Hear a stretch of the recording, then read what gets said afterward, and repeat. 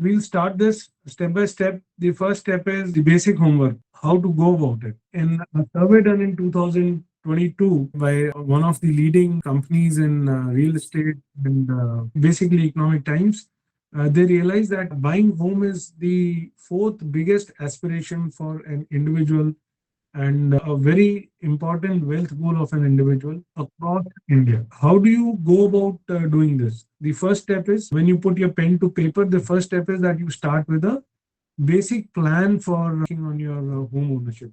आप अपना रिसर्च करना स्टार्ट कीजिए and this is the most important thing and इसमें अपनी फैमिली साइज को सबसे पहले लिखिए कि मेरे परिवार में कितने लोग हैं जो उस घर में रहेंगे and this is important from a very very simple view point कि आपको उससे अपनी स्पेस की रिक्वायरमेंट का आइडिया होगा, अपने कितना आपको वहां पर स्पेस चाहिएगा for wardrobes, how much, how many rooms, how many, because that is something which is going to decide the quality of life for the people who live there. उसके बाद जब ये फर्स्ट स्टेप हो जाता है, कितना space चाहिए, अभी आप बजट उससे पहले मत लिखिए, पहले कितना स्पेस चाहिए. Next step is decide the budget और the money you are going to on making this purchase. Third, उस पैसे को आप कैसे फाइनेंस करेंगे, अपनी एलिजिबिलिटी होम लोन की चेक करें, अपना खुद के जो आपके इन्वेस्टमेंट्स आएंगे वो चेक करें. उसके बाद में इन सब चीजों को start using Excel to your advantage and start pointing out these things कि कितना आपको उसके अंदर किस तरह से कहाँ कहाँ ये चीजें इस्तेमाल होंगी, कितना मैं किस स्टेज पर मुझे इतना पैसा देना है, कहाँ से मैं लोन लूंगा, मेरे लोन का ईएमआई कितना होगा. ये सारा मैथ्स बैठ करके कीजिए without going to the market. अभी आप बाजार में नहीं गए हैं, आपको अभी किसी ब्रोकर से आपने बात नहीं करी है, आपने, ये आपकी इंटरनल वर्किंग है कि मेरा ये अपना होमवर्क है, इसमें बाजार से आपको कोई लेना देना नहीं है. ये आपका वो काम है कि मैंने, मेरी रिक्वायरमेंट्स क्या है, मेरी फैमिली की स्पेस रिक्वायरमेंट्स क्या है, मुझे कितना बड़ा घर चाहिए. आपने अभी तक कोई लोकेशन नहीं चूज किया, आपने कोई शहर चूज नहीं किया, आपने कोई किसी ब्रोकर से बात नहीं करी, आपने कोई मार्केट सर्वे नहीं किया. और मेरा बजट क्या है, वो बजट में मेरे अपने पैसे कितने हैं, और मैं इसके अलावा लोन्स कहाँ से किस किस तरह से रेज करूंगा. ये दो इंपॉर्टेंट पॉइंट्स हैं जो आपको अपने होमवर्क में करने हैं. उसके बाद में नेक्स्ट आता है चॉइस ऑफ सिटी पर है, और ये अब जरूरी होता है. अभी तक आपने अपना बजट सेट कर लिया, उसके बाद में आप चॉइस ऑफ सिटी पर आते हैं. चॉइस ऑफ सिटी में जो इम्पोर्टेंट फैक्टर है वो ये है, and now this is something which I would say the audience should पहले अपना, and this is a very different kind of a conversation है. आप अपनी पर्सनालिटी एसेस कीजिए, आप खुद किस तरह के इंसान हैं, और उसके बाद में आप शहर की पर्सनालिटी का असेसमेंट कीजिए. every city has a certain personality to it. For example, if you are in a city like Delhi, Delhi has a personality which is more government oriented, which has a certain power structure around it, और वो दिल्ली के आसपास के इलाकों में भी वो दिखता है. If you are someone who is very cosmopolitan, who is very the modern day kind of a person, who does not believe in too many power structures and all, then Bombay has that kind of a personality. So आप अपनी personality का assessment करें और उसके हिसाब से शहर की personalities visualise actually what the city is, उसकी सिटी की पर्सनालिटी क्या है, वहां पर एक मैच करने की कोशिश कीजिए. दूसरा, आपके खुद के कल्चरल, एथनिक, सोशल और पर्सनल लिंक सबसे ज्यादा कहाँ है. For example, I am a person who has been born and brought up in North India. मुझे अगर आज कोई ये कहेगा, अनलेस अनटिल कि मेरा काम मुझे वहां ना ले जाए, मेरा एम्प्लॉयमेंट मुझे वहां ना ले जाए, कि मैं जाकर के सदर्न पार्ट ऑफ इंडिया में से, if I settle in Chennai और if I settle in Bangalore, Hyderabad, I'm not saying that they are not the kind of cities where, you know, lifestyle is not good, but probably I will not have the social link or the cultural link which I want to have where in the city where I live. So वो जैसे कुरकुरे का add है, टेढ़ा है पर मेरा है. So understand the city where you have a cultural link with. So point one, assess your personality, assess city's personality. Point two, determine the cities where you have maximum cultural, ethnic, social, personal links. उसके बाद में देखिए, अगर आप arm forces officer हैं तो आपको किस सिटी से सबसे ज्यादा कैंटोनमेंट सपोर्ट मिलता है, किस सिटी से सबसे ज्यादा आपको एक बड़ा कैंप पास में है, so that you can utilise CHD, you can utilise ECHS, वहाँ की स्पोर्टिंग फैसिलिटीज, खासकर when you have now come out of फौज, उस वक्त में आपको ज्यादा से ज्यादा कैंप सपोर्ट काम मिलना, पुराने दोस्त, people who have a certain background with you and camp का support, then you should look at employment opportunities, specially अगर आप फौज से बाहर आ रहे हैं, आप एक शॉर्ट सर्विस ऑफिसर हैं, या if you are officer who is moving on voluntary release after 20 years, a bigger city will give you more opportunities for employment vis-a-vis as compared to a tier B city, which can be a good choice or a good option for officers who are superannuating and want to settle. Then next is airport connectivity. Airport connectivity किस लिए important हो जाती है? Because most of the times when you are settled in a place, and if especially if it is a tier 2 town, then your children probably would not be staying near you. They'll be either in bigger cities or maybe abroad. So to have a airport connectivity nearby helps you and your children to be more easily in touch. अगर एक दूसरे के साथ मिलना है, आना है, जाना है, तो एयरपोर्ट कनेक्टिविटी से हेल्प होती है. मैंने अभी तक चॉइस ऑफ सिटी में I have not made any comparison और एनी डिस्टिंक्शन दैट कौन सी सिटी में रेट ऑफ ग्रोथ ज्यादा है, किसमें आपको रेंटल रिटर्न्स बेटर मिलते हैं, etcetera. Because in my assessment and I worked across 5-6 cities, it actually is not at all a correct thing to say कि गुड़गांव जो है वो चंडीगढ़ से बेटर है या बॉम्बे जो है, नहीं, ऐसा नहीं है. आप अगर अच्छी प्रॉपर्टी खरीदते हैं तो आपको कहीं भी फायदा होता है, अच्छी प्रॉपर्टी नहीं खरीदते हैं तो आपको कहीं भी फायदा नहीं होता. सो choice of city should not be dependent on the commercials, it should be dependent on the personal aspects, on the aspects which are more important to me from the usage point of the property I want to purchase. उसके बाद next आता है choice of location. आप location कैसे choose करेंगे? तो इसके लिए एक बहुत इंपॉर्टेंट बात है, जो सबसे पहले आपने असेसमेंट किया था, विच वॉज कि मेरे घर में कौन कौन है, घर में कौन कौन रहेगा, मेरे परिवार में कौन कौन है, who will utilize this particular property, मेरे permanent family members and long stay guest etcetera. मतलब मुझे स्पेस की कितनी रिक्वायरमेंट है. और घर खरीदते वक्त most of the times people don't do this exercise. As a result वो लोकेशन लोकेशन लोकेशन करते रहते हैं और घर का साइज जो ऐसा लेते हैं जो उनके लिए एडिक्वेट ना हो. इन माई 17 years of experience, my advice to all my clients have been, आप सर घर का साइज पे कॉम्प्रोमाइज मत कीजिए. लोकेशन आप आज चाहे 5 किलोमीटर दूर जाके ले लीजिए, location over a period of time बदल जाती है. हर नई लोकेशन में लोग आके रहने लगते हैं, लोकेशन पुरानी हो जाती है, इंफ्रास्ट्रक्चर डेवलप हो जाता है, जो चीजें आज नहीं है वक्त के साथ आ जाती है. लेकिन आपके घर का साइज जो है वो उतना ही रहता है, वो आप बाद में बड़ा नहीं कर सकते. You can't stretch it. Therefore instead of focusing just कि मैं कहाँ कौन सी ऐसी लोकेशन में घर ले लूं जो पता नहीं आज की डेट में बहुत ही हॉट शॉट हो, focus on a more primary requirement which is providing space for yourself and your family needs. उसके बाद में सेकेंड इंपॉर्टेंट पॉइंट होता है जब आप कोई भी चीज देख रहे हैं कि आप अगर खासकर if you are looking towards metros या tier B town, it is advisable for own home usage, first time home buyers, कि आप जो है वो choose high rises as compare to stand alone plots etcetera. और उसके प्रैक्टिकल रीजन है. High rise में क्या होता है कि cluster of people come and start living together.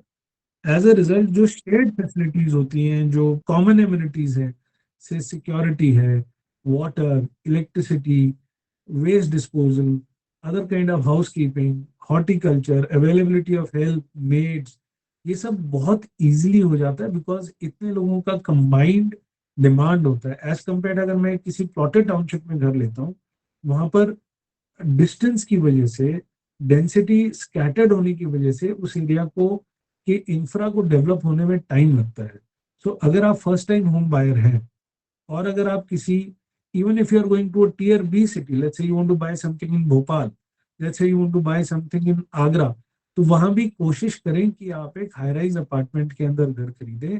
उसमें आपकी जिंदगी जो है वो ज्यादा सुविधाजनक होती है. ये पहले होता था कि मेरा अपना घर अपनी जमीन, इसमें भी आपको अपनी जमीन मिलती है, इसके लॉन्ग टर्म फायदे होते हैं. और वो आपको ज्यादा बेनिफिट करेगा. This is thing which at least we have realised in our experience with people whom we have been working with. दूसरा, जब आप लोकेशन करते हैं उसके बाद में एक आप अपना ड्यू डिलीजेंस करना स्टार्ट कीजिए. ड्यू डिलीजेंस के स्टेप्स क्या है? ड्यू डिलीजेंस ये नहीं कि कौन सी लोकेशन अच्छी है, कौन सा शहर अच्छा है. ड्यू डिलीजेंस है कि जिस प्रॉपर्टी को आप खरीदना चाहते हैं उसके मेंटेनेंस के एस्पेक्ट्स क्या है, उसकी कंस्ट्रक्शन क्वालिटी कैसी है, उसके अंदर क्या आने वाले समय में इतने लोगों को केटर करने के लिए उतनी कैपेसिटी है. Do they have the adequate number of parking spaces? Do they have the adequate number of lifts? Do they have the amenities which will support that many people? क्या आसपास में ऐसी उन्होंने मास्टर प्लानिंग प्रॉपर है कि वहाँ आसपास आने वाले टाइम में, अगर आज नहीं है कोई बात नहीं, कि वहाँ मार्केट्स भी स्टार्ट होंगी, वहाँ पर are there provisions for schools, are there provisions for petrol pumps, et cetera et cetera. और इन सब चीजों को उसके बाद में ये समझे कि इन सब चीजों के लिए आपको पैसा आने वाले समय में खर्च करना पड़ेगा. So what are the prevailing rates of these things? Wherein when you start living, when you start using that property, और उसके बाद जब आप इस तरह का असेसमेंट करेंगे, that is what is due diligence. इसके अलावा ड्यू डिलीजेंस आपको क्या करनी है कि जिस प्रॉपर्टी को आप खरीदना चाह रहे हैं वहां पर आपने टाइटल को वेरीफाई किया या नहीं किया. वहां पर आपने जिससे आप खरीदना चाह रहे हैं उसकी आपने बहुत अच्छे से जांच परख की भैया ये कहीं गलत ही प्रॉपर्टी ना खरीद ले. कंस्ट्रक्शन के approvals, even in ready to move in properties, make sure that the builder has paid all dues. जिस सेलर से आप ले रहे हैं हो सकता है उसे पता भी ना हो कि बिल्डर के ड्यूज अभी गवर्नमेंट की तरफ पेंडिंग है. तो ये आपकी जिम्मेवारी बनती है कि आप ये इंश्योर करें कि आपने ये जब चीजें देखी कि बिल्डर ने हर तरह के ड्यूज पे कर दिए हैं. At least in Gurgaon we have realise there have been cases जहाँ की बिल्डर ने हैंड ओवर कर दिया, रजिस्ट्रेशन करवा दिया, और उसके बाद इलेक्ट्रिसिटी डिपार्टमेंट का ड्यू पेंडिंग है, जिसकी वजह से कि इलेक्ट्रिसिटी डिपार्टमेंट ने इलेक्ट्रिक सबस्टेशन लगाने से मना कर दिया. या उन्होंने जब मास्टर प्लानिंग करी तो उन्होंने एक पर्टिकुलर गेस्ट पार्किंग एरिया ही नहीं बनाया. So these are the things which should be included in due diligence. Most of the times people are spending time and energy on finding out कि अच्छी location क्या है, सोना में खरीदे या न्यू गुड़गांव में खरीदे, which is actually not important. वो आपके टोटल एफर्ट का 10% होना चाहिए.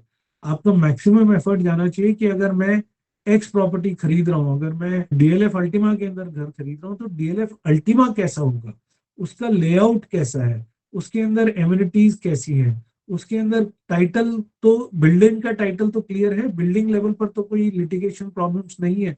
उसके बाद में जिस सेलर से मैं खरीद रहा हूँ क्या उस सेलर के साथ तो किसी तरह की प्रॉब्लम्स नहीं है. सो ये सब चीजें जब आप देखेंगे, ये वाली आप ड्यू डिलीजेंस करेंगे, तब आप सही घर खरीद पाएंगे. अब मैं आज आपको I give you pro tip कि what is the best time to buy project specially from a big builder. Big builder जो आप खास करके नॉन बिल्डर जैसे गोदरेज प्रॉपर्टीज, टाटा, डीएलएफ, शोभा, इनके प्रोजेक्ट्स को खरीदने का बेस्ट टाइम होता है पोजेशन से 12 महीना पहले और पोजेशन के 12 महीने बाद. तो ये जो 24 मंथ्स का विंडो है, ये आपके लिए एक ऐसा विंडो होता है जब आपको बहुत फायदा होता है. मैं आपको इसका रीजन समझाता हूँ. जितने भी ये बड़े बिल्डर्स हैं जब ये प्रोजेक्ट लॉन्च करते हैं, they do it with a lot of marketing effort. ये बहुत पैसा मार्केटिंग पर खर्च करते हैं, जिसकी वजह से दे क्रिएट अ बज इन द मार्केट. और बहुत सारे बायर्स उस वक्त में खरीदने आते हैं. बायर्स वांट टू अज्यूम कि वो फर्स्ट प्राइस पे बाय कर लेंगे तो उन्हें बहुत फायदा होगा. बट ये बड़े बिल्डर्स में ऑलरेडी अपना प्राइस बहुत बढ़ा रखा होता है. अब ये बायर्स खरीद लेते हैं, बायर्स खरीदते हैं, ये पेमेंट करते रहते हैं, और उनके लॉन्च से लेकर के और आने वाले 5 साल में थोड़ी थोड़ी देर में ये बड़े बिल्डर्स कुछ प्रमोशन करके अपना प्रोडक्ट बेचते रहते हैं. With in first year these big builders and up selling around 60, 70, 80% of the properties. लेकिन जो 60, 70, 80% इन्वेंट्री बेचते हैं उसमें से 70 to 80% are investors. They are not people who will stay in these houses. और उन्होंने इसी उम्मीद में इसके अंदर लिखा होता है कि वो आने वाले टाइम में इसके अंदर कुछ मुनाफा कमा पाएंगे. बड़े बिल्डर ने ऑलरेडी उसका रेट जो है वो एक ब्रांड को यूज करते हुए एक सर्टन बढ़ा रखा होता है. तो धीरे धीरे धीरे धीरे जैसे जैसे समय बीतता है और प्रोजेक्ट नियरिंग कंप्लीशन आ रहा होता है, जिसने खरीदा होता है उसके ऊपर फाइनेंशियल प्रेशर बढ़ रहा होता है, क्योंकि उसकी इंस्टॉलमेंट्स उसकी एक्स्ट्रा जाती जा रही है, उस पर ईएमआई का बर्डन बढ़ता जा रहा है. और प्राइस उस उम्मीद से बड़ा नहीं होता है। तो आपने अगर ऐसे किसी बिल्डर का एक प्रोजेक्ट जो पोजीशन से 1 साल पहले लिया, आपको लगभग वही रेट मिल जाएगा जिस पर कि वो प्रोजेक्ट लॉन्च हुआ था, क्योंकि अब तक ये इन्वेस्टर थक चुका है। ये इन्वेस्टर अब जो है ये चाहता है कि मैं इसके अंदर से एग्जिट करके निकल जाऊं, एटलीस्ट मेरा प्रिंसिपल ही मुझे वापस मिल जाए।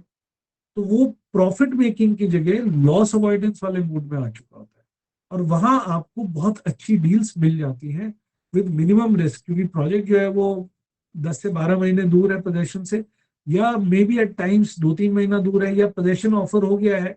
अच्छा, बहुत बार इन बड़े बिल्डर्स ने और क्या किया होता है बेचने के टाइम, बहुत सारी अट्रैक्टिव पेमेंट स्कीम्स दी होती हैं, जैसे 20/80, 30/70, या किसी ने सबवेंशन स्कीम दे दी है। अब पोजेशन आ गया, ये स्कीम सब खत्म हो गई है। जिसको 20/80 दिया था, 2 करोड़ का प्रोजेक्ट था, 40 लाख रुपए तब दिए थे उन्होंने, अब उनसे 1 करोड़ 60 लाख की डिमांड आ गई। 1 करोड़ 60 लाख रुपए देने को इनके पास है नहीं जनाब के पास में। या सबवेंशन था, तो अभी तक जो महीने का 50,000 रुपए का ईएमआई बिल्डर दे रहा था, वो अब इनको देना पड़ेगा। तो ये फाइनेंशियल स्ट्रेस में आ जाते हैं। इन्होंने एक स्पेकुलेशन उस वक्त किया था ये सोच के कि मुझे फायदा होगा। इस स्ट्रेस का आपको इस वक्त में फायदा हो सकता है अगर आप जेन्युइन बायर हैं और आपके पास में आपने अपना बजटिंग देख करके पेमेंट इकट्ठा कर लिया है, तो आप उनके इस मौके का फायदा उठा के अपने लिए एक अच्छी बाइंग कर सकते हैं। तो ये दो सिचुएशंस ऐसी हैं जहां की आप बड़े बिल्डर्स का सामान अच्छे रेट पर खरीद सकते हैं, जिससे कि आपको मल्टीपल फायदे होते हैं। एक, प्रोजेक्ट नियरिंग कंप्लीशन होता है या कंप्लीट हो चुका होता है। दूसरा, क्योंकि आप एक अच्छे प्राइस पर खरीदते हैं, आपके फ्यूचर में उसके ऊपर आपको बढ़ोतरी होने का बहुत चांस होता है, आपका इन्वेस्टमेंट की ग्रोथ का आपको बहुत चांस होता है। And third, that you buy a brand which ensures quality of construction, which ensures technically कि पेपर के अंदर कोई बहुत ज्यादा परेशानियां या मिस्टेक्स होने के चांसेस कम है, and you get a good house where you can go and live in future. ये एक ऐसा एक विंडो है जिसको आपको यूटिलाइज करना चाहिए। ये this is I can say 17 years of my experience in the market which has taught me this. और लास्ट में मैं कवर करूंगा what are the common mistakes done by 99% of home buyers, and I will cover 10 common mistakes जो मैंने देखा है। First of all, home buyers जब घर से निकलते हैं वो बहुत पैसा खर्च कर रहे होते हैं, बिल्कुल सही है। 1 करोड़ रुपया लोग खर्च कर रहे हैं। मैं होम बायर हूँ, मैं 1 करोड़ रुपया खर्च करना चाहता हूँ, या 70 लाख खर्च करना चाहता हूँ, या 2 करोड़ खर्च करना, जो भी अमाउंट मैं खर्च कर रहा हूँ वो मेरे लिए एक बड़ा अमाउंट है। लेकिन जरूरी नहीं है कि वो मार्केट के लिए बड़ा हो। उस वक्त में क्या होता है, हमारी उम्मीदें जो है वो धराशायी होती है। हमने सोचा होता है कि 1 करोड़ रुपए में हमको जो है वो एग्जाम्पल के तौर पर लेते हैं कि गुड़गांव एमजी रोड पर मिल जाएगा, लेकिन 1 करोड़ में मिल रहा होता है सेक्टर 90 मानेसर में। तो हम उन फैक्ट्स को हजम करने में बहुत टाइम लगाते हैं और उम्मीद में जीते रहते हैं कि नहीं नहीं चलो अभी थोड़ा रुक जाते हैं। रुकने से रियल एस्टेट का दाम कम नहीं होता है। खासकर जो ready to move real estate है उसका दाम कम नहीं होता है। रियल एस्टेट में अगर करेक्शंस आते हैं तो वो उन्हीं प्रॉपर्टीज में आते हैं जो किसी वजह से बिल्डर बनाने में डिले कर रहा है। उसके अलावा रियल एस्टेट में करेक्शंस नहीं आते हैं। एट बेस्ट मार्केट स्टैग्नेट हो जाती है 2-3 साल के लिए कि रेट बढ़ नहीं रहा है, लेकिन इस उम्मीद में, तो वो फैक्ट को इग्नोर करके होप की उम्मीद में, आज अगर न्यू गुड़गांव लोगों की अप्रोच में होता है वो उसको 5 साल नहीं खरीदते, और उसके बाद में उनको और आगे बिलासपुर या धारूड़ा जाता इसी चक्कर में। और बहुत बार क्या होता है कि बायर जो है वो ये विजुलाइज नहीं कर पाते हैं कि भैया ये जो आज एरिया दिख रहा है जो ग्रो नहीं हुआ है, ये ग्रो होगा। जिस एरिया को आपने आज ग्रोथ देखा है वो एक्चुअल में बिका 20 साल पहले था, और उसकी जो प्लानिंग हुई थी वो और 10 साल पहले हुई थी। फॉर एग्जाम्पल लेट्स से बात, द्वारका की जो बेसिक प्लानिंग है वो 1990s में हुई।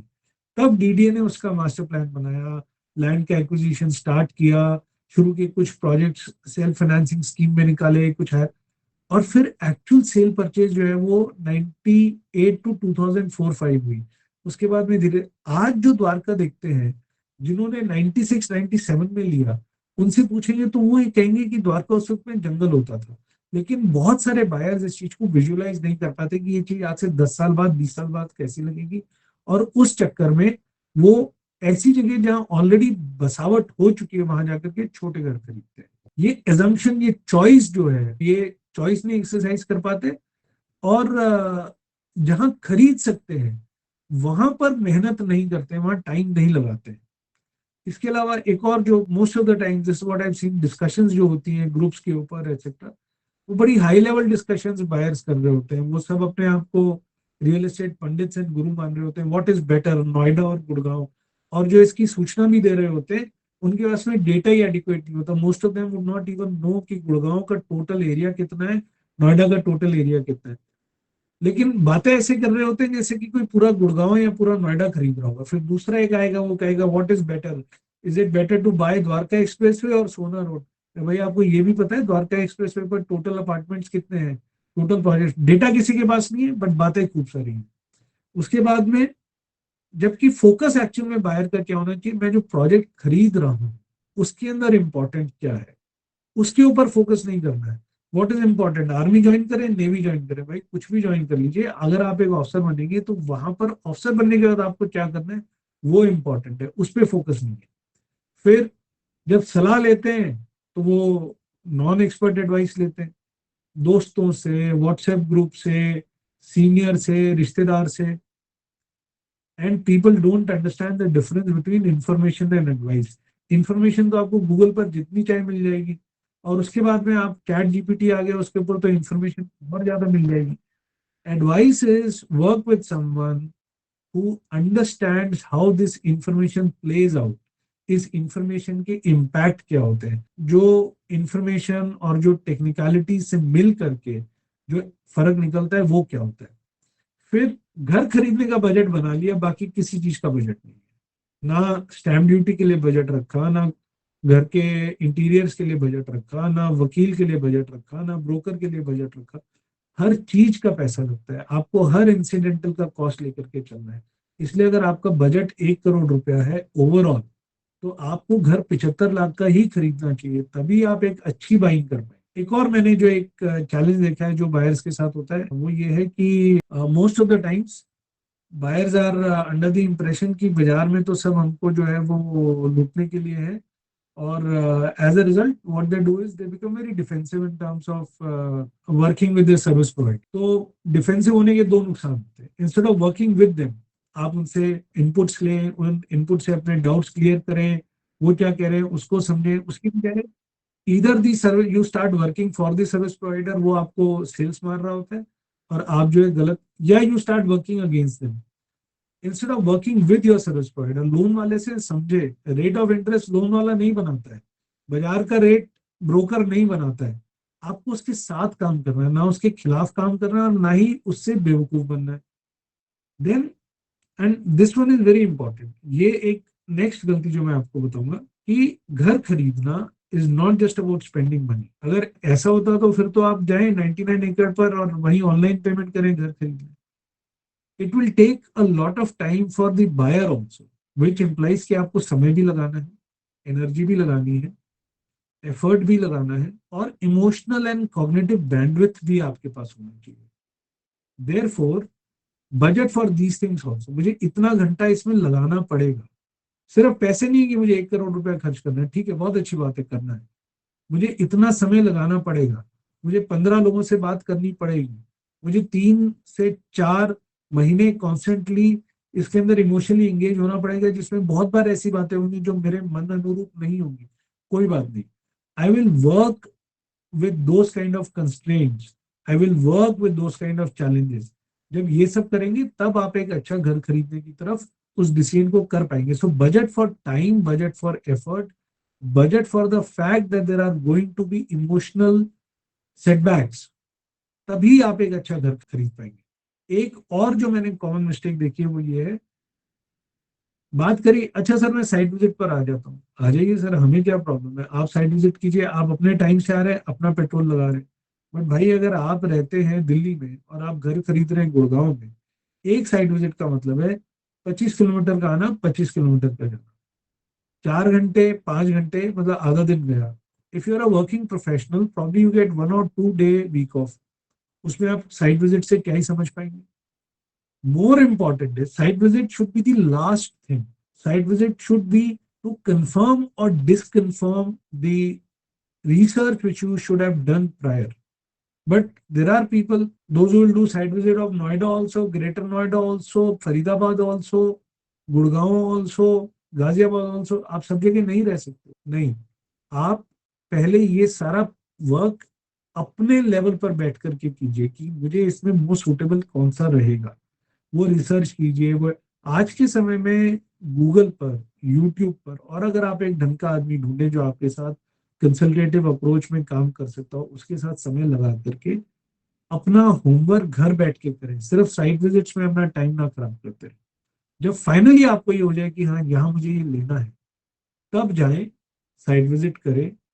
अगर वहां पर जाकर के आपकी जो आपने थ्योरी लगाई थी वो वैलिडेट नहीं होती है, तो probably you need to go back to the drawing board. But direct site visits पर जंप मत कीजिए, because site visits is a very very effort intensive, time consuming, and it involves a lot of resources. और last एक और जो मैंने देखा है, ये again based on hope, timeline है ही नहीं क्लोजिंग का।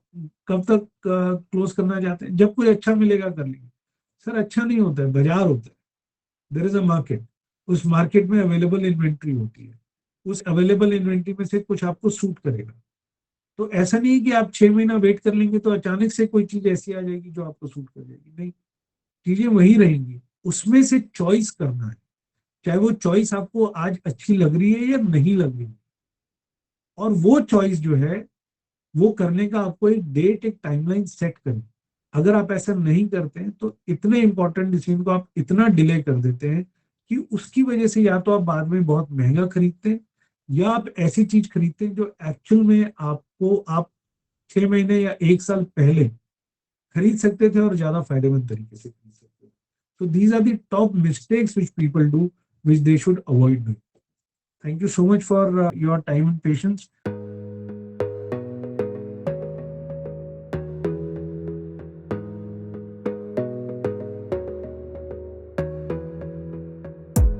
You gotta focus on yourself, on your faith, on your dreams, on your mind.